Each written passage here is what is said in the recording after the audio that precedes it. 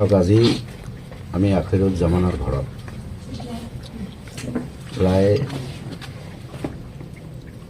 সহস্ৰাধিক মানুহ আজি UPPL দল ত্যাগ কৰি তেখেতসকলে AIUDF দলত যোগদান কৰে। আমি আন্তৰিকতাৰে তেখেতসকলক আমি আগুৱাই লৈছোঁ আৰু আমি UDF দলত থকা ব্যক্তিসকলে যোগ্যতা অনুযায়ী প্ৰতিজন ব্যক্তিক সন্মানীয় পদত অধিষ্ঠিত কৰাম।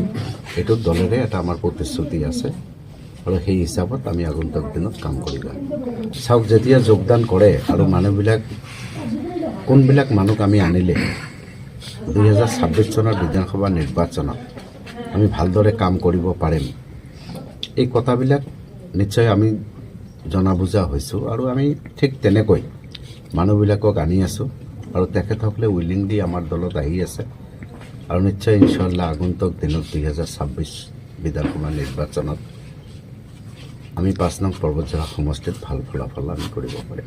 চাওক, BPF দলৰ MCL তেখেতসকলে গঠন কৰিছে, এইটো নিশ্চয় আমাৰ মুছলিম ভাইসকলে তেখেতসকলক যথেষ্ট ভোট প্ৰদান কৰি BPF দল গঠন কৰিছে, কিন্তু বিধানসভা নিৰ্বাচন বহুত বেলেগ আৰু বিধানসভা নিৰ্বাচনত তেখেতসকলে কোন দলটো কৰিব আৰু তেখেতসকলে এইটো ব্যক্তিগত কথা আৰু নিশ্চয় UPPL কৰা ব্যক্তিসকল আৰু BPFৰো কিছু সংখ্যক ব্যক্তি বিভিন্ন জেগাত আমি কৰি আছোঁ। তেখেতসকলৰ UDF দলৰ লগত কাম কৰিব তেখেতসকলে প্ৰতিশ্ৰুতি দিছে। চাওক, এতিয়ালৈকে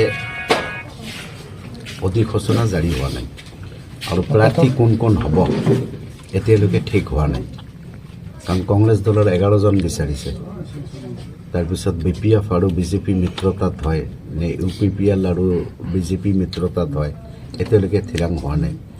গতিকে পথাৰখনত খালি আমি দৌৰি আছোঁ, মানুহবিলাকক কনভেন্স কৰাই আছোঁ আৰু যেতিয়া সময় আহিব তেতিয়া নিশ্চয় আমি ক'ব পাৰিম যে কাৰ লগত কোন দলৰ মাজত কেনেকৈ প্ৰতিদ্বন্দ্বিতা হ'ব।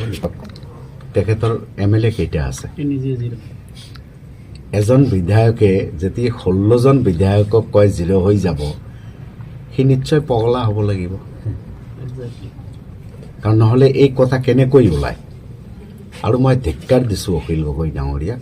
সেইদিনা এটা তেখেতসকলে নিৰ্বাচনী প্ৰচাৰত বা ৰাইজৰ সন্মুখত মিটিঙত বদৰুদ্দিন আজমলক বস্তাত মেৰুৱাই ব্ৰহ্মপুত্ৰত দলিয়াই দিব বুলি কথাষাৰ কোৱাত আমি তেখেতক ধিক্কাৰ দিছোঁ। এইবিলাক কথা যিজন ব্যক্তিয়ে নহয়, এটা প্ৰতিষ্ঠান বদৰুদ্দিন আজমল চাহাব, সেই ব্যক্তিৰ এগেইনষ্টত এনেকুৱা কথা কোৱাটো একদম একেবাৰে উচিত নহয় আৰু অসাংবিধানিক।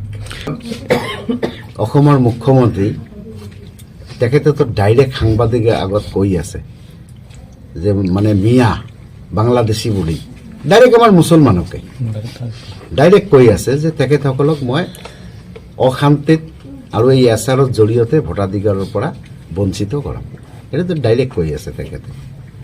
কিন্তু আজি এই প্লেনক আমি নস্যাৎ কৰাৰ কাৰণে সংবিধানৰ জৰিয়তে আমি নিশ্চয় মহামান্য আদালতত আমি গোচৰ তৰিম। UDF দলৰ মুৰব্বী বদৰুদ্দিন আজমল চাহাবে তেখেতে কৈছে যে যিসকল ভাৰতীয় নাগৰিক আমাৰ অসমৰ বাসিন্দা তেখেতসকলৰ প্ৰতি এচাৰৰ জৰিয়তে যিটো অন্যায় কৰা হ'ব বা হোৱাৰ পৰিকল্পনা কৰি আছে, যদি তেনেকুৱা কিবা হয় আমি আদালতৰ কাষ চাম।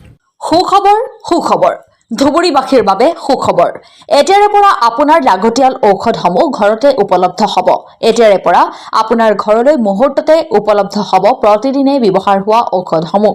ধুবুৰী এপেক্স মেডিকোছে আনিছে এই সুবিধা। এতিয়া হোম ডেলিভাৰীৰ জৰিয়তে 10% ৰেহাইৰ জৰিয়তে লাভ কৰিব ঔষধ। গতিকে পলম নকৰি আজিয়ে যোগাযোগ কৰক আৰু এই সুযোগ গ্ৰহণ কৰক। মেডিকেল কলেজ লিংক ৰোডৰ পৰা 10 কিলোমিটাৰ অঞ্চলত উপলব্ধ হ'ব এই সেৱা। সোনকালে যোগাযোগ কৰক আমাৰ 9678133031 ফোন নম্বৰত।